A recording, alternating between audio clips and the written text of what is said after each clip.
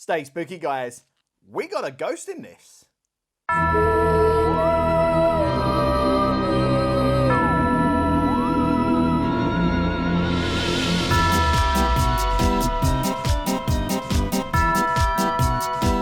Hey YouTube! Welcome to another episode of Spooky Dad. If you're new to the channel, we look at the spooky side of creativity for kids.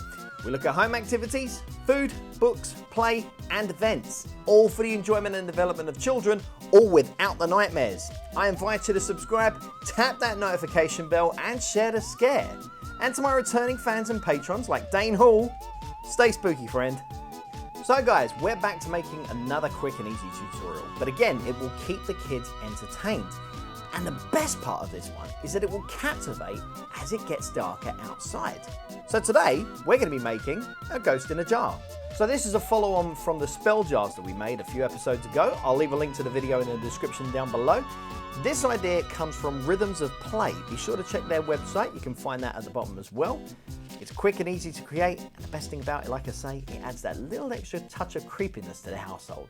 So without any further delay, we're going to go straight on into the kitchen, and we're going to be putting our own ghost in a jar.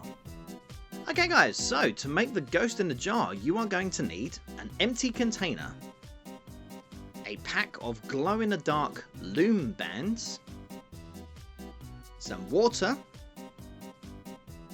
Now this one's optional, you can go for a glow stick. Now you'll want to make sure that these are the same colour as the loom bands.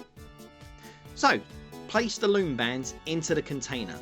Now if you want the bands to move freely, you don't have to add them all, but in this case I wanted to add more illumination in there, so I opted to put all of them inside.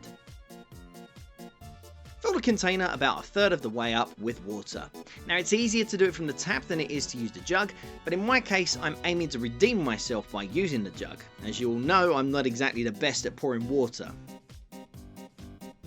Now this step is optional, so if you don't want to do this, you can skip this part. Otherwise, the next option will be to take the glow stick, crack and shake it, and place it into the container.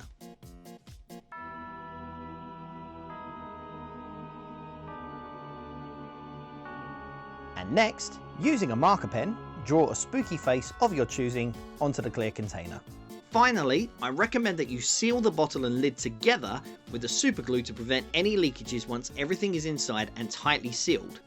If, however, you intend to swap out the glow sticks, then I recommend that you don't do this, but be aware there is a higher chance of spillages later on.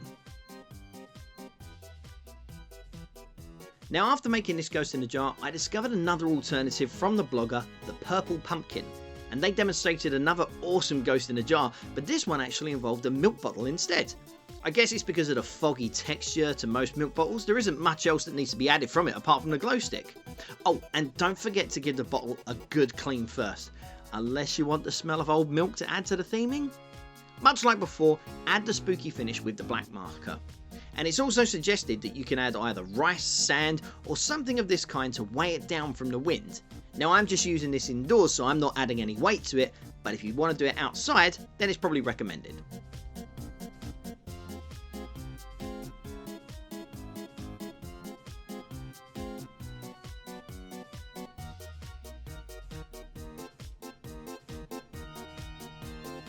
Well, that's it for this episode, guys.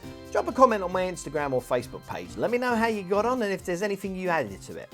And don't forget, as always, if you want to see these videos earlier than YouTube broadcasting, why not become a patron? I'll leave a link in the description down below and you can reap all the benefits of being a member. If YouTube's more your thing, however, then I perfectly understand. But all I'll ask in return is that you hit subscribe, tap that notification bell, and share the scare. So until next time, guys, stay spooky.